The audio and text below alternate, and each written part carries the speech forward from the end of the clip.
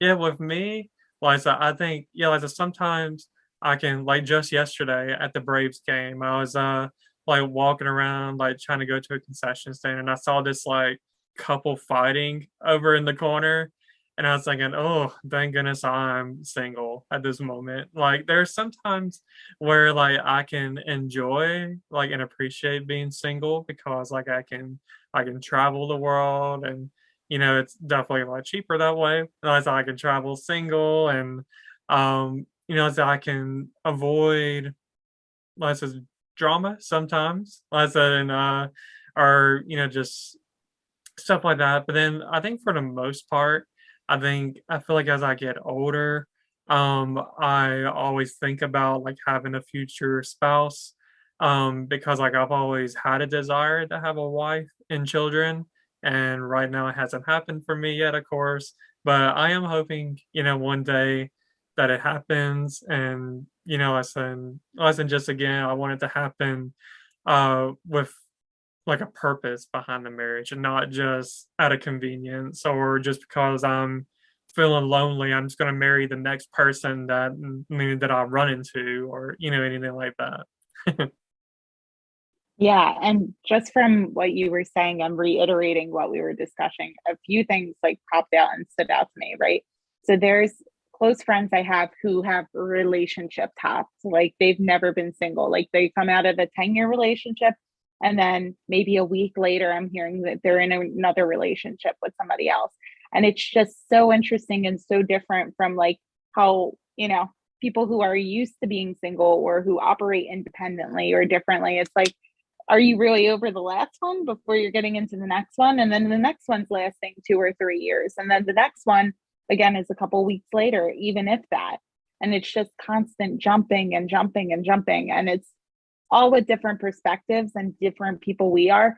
But there's also got to be like a likability as well to yourself to be happy with yourself and being alone as well. And I think that's something a lot of people struggle with. And that's something I struggled with too in high school when I thought I needed to constantly be dating somebody. Yeah, yeah, you make a very good point. I know too many people that like almost have like a fear of being single and like just in like embracing being single. Like I feel like I do know those that are like relationship hoppers. Like they jump out of one Yeah. and they're out and like they're so heartbroken. And then a week later you hear, oh, like I'm with my new boo. And it's like, wait, what? It's like, wait, boo, new boo. What happened to old boo that you were crying about 5 days ago? So, Yeah. yeah, like it is definitely a strange world out there. Lots of these people that like it's like they're not heartbroken over the guy or girl that they're with. They're just heartbroken because they have nobody, and now they're Yeah. they're ready to just jump in with just anybody just to not be alone. And it's like I said, it's very like sad to think about because like I would never want to feel like I had to depend on somebody like I guess like a girlfriend or a wife to make me feel like less lonely. I mean it's definitely good to have a wife and all that, but like just anybody on the street, like it's like come on now. Yeah. Yeah. And I have a friend just recently, she is a relationship hopper. And I consider her a close friend. And I asked her the other day, I was because she's hitting like the dating apps and the dating websites hard looking for somebody else. And it's only her second week out of a relationship. And I was like, what are you scared of at the end of the day, right? If you don't meet Mr. Right, what are you scared of? Like, do you want children? Is that what you're scared of? Because there are so many different options out there, right? If you really wanted children, if that's a thing, or like, what is your fear? And her fear, she literally said to me, was being alone and growing old by herself. And I was like, you're not going to grow old by yourself. It fits into our theme of loneliness perfectly because she has a good family, a good support system of her friends. She has a good amount of friends who are considered close friends to her. But it's just having that mentality and that mindset and that fearfulness as well. Yeah, yeah, it's definitely good to have like a friend like you or to have someone to like even talk about these things to like, figure out like why do I do this? Like why do I jump from one relationship to the next? Is like it's definitely something that like it's definitely not healthy to do, like for your Yeah. mindset. So But then again, is being unattached a really healthy form as well? So we're all humans at the end of the day. We all have different things we have to work on, different perspectives, different things that affected us growing up too. Like, nature versus nurture. A lot of our nurturings were different. So it's interesting to see how that plays out and the psychological aspect. But at the end of the day, all we can do is try our best to achieve our goals. yeah, that's a very good point to make. So I see it. You definitely have to look at from all perspectives, that's for sure. So that's definitely a very good point to make. So I think the next topic I want to talk about is on social media. So we know social media is big. And I know you just mentioned that like your friend is going on like online dating apps, and I definitely have had my experiences with it. But as far as like social media itself, like do you feel like social media can make somebody feel less lonely? So it's funny when you phrased this question, I was like, less lonely. Because I kind of think of social media as the inverse, right? Because social media, when we think of different social forums, we think of Instagram, Facebook, Twitter, like people are just constantly putting out there the good times and the good highlights of their life, right? When they're at a 10 out of 10 or the peak. Even on TikTok, we're seeing these TikToks of like traveling, we're doing this, that, or the other thing, or like a week's worth of outfits. Like her outfit is so on point. Like you see people when they're at their top and their very best, and then you're going through life where your life isn't always like that 100% of the time, but because of the posts or what's being portrayed, it looks like majority of other people's life are like that.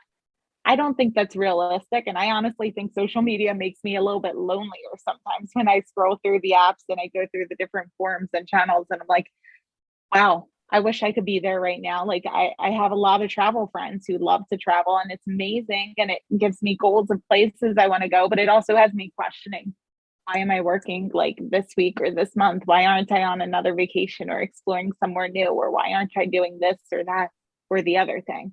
And I think it's important to constantly remind yourself and constantly take, the adequate amount of breaks from social media, that that is an unrealistic standard to live and put yourself at.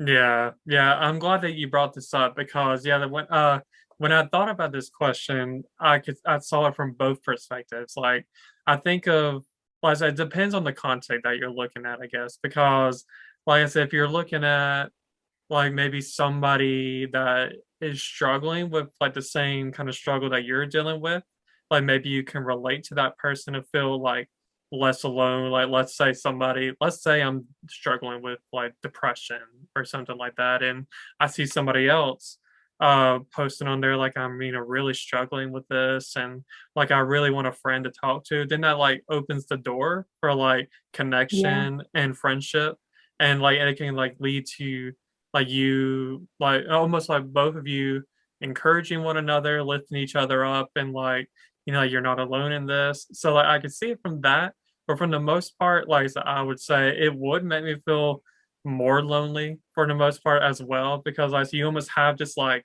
unrealistic like goal in your head that you're thinking like, wow, this person's going here, here, here, here. And it's like, like, gosh, like, why am I not doing this? Basically like what you said. Yeah. So it's like, yeah, it's like, why am I not doing this? And then like this person's married. Like, how is that person married? Like this person's like the meanest person ever. How is this person married? How does this person have children? And then it's like, man, like I'm a loser. I have no wife, I have no kids. So like it makes you like Job. And see, yeah, it's that compare and contrast. Like you just get it in your mind where it's like, this person is this age and this should be my timeline and I should be here.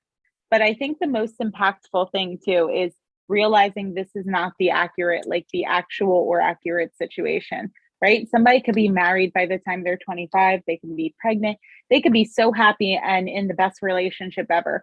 Or on the other forum, they could just be posting all of these photos together to try and save their relationship, to try and remind their significant other and them of the happy times or this information. Like you are getting this small slither in scope. And for me, just because a lot of people aren't as vulnerable, I will say a lot of like my social media aren't just my inner circle of friends. It's more of like everybody, like my acquaintances, everybody I went to school with, whether it's high school, university, some people I'm currently, working with. So it like has a broader scope of things. And most people are very scared to put like their own vulnerability or their actual self on social media, right? Because most people's accounts are like a curated version of themselves, of what they want the world to see or who they want to be. Yeah, that's actually a very good point to make because yeah, some people may like a married couple may post these things like making it seem like like oh this is our life and like you wish you were us and stuff like this, but and really deep down there may be those that post it and like want society to look at them and think like wow like I wish I had their life, but then in reality they may be alone. Like you could be married to somebody and still feel alone, or you could have like a big friend group and still have times where you feel alone. So that's definitely very good. Things to think of for sure.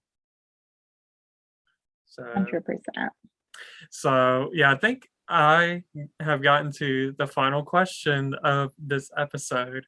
So I as I've gotten older, I have appreciated the idea of being alone sometimes. There are definitely many good things about it. Like I said, there are still times, of course, where I don't want to be alone. I want to be married and all that. But at the same time, in this very moment in my life, I appreciate being alone.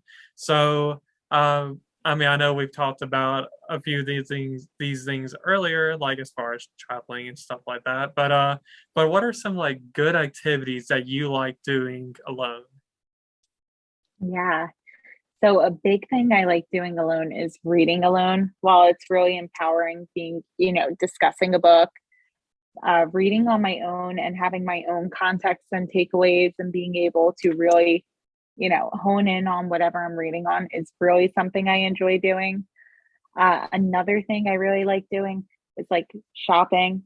Traveling is really scary. I'm not going to lie. The first time you book your own solo trip, whether it's in a group, like meeting up with a group, or whether it's separately and you're not meeting up with anybody, it's really scary because, and particularly anything you do on your own could potentially be really scary for you if you're not used to doing it, right? But Hmm. because it makes you take a step back and it makes you think a little bit like insecureness when you're looking around and you're seeing all of these other people with their other, like with their friends, with their family, with their significant other, whoever else they're with.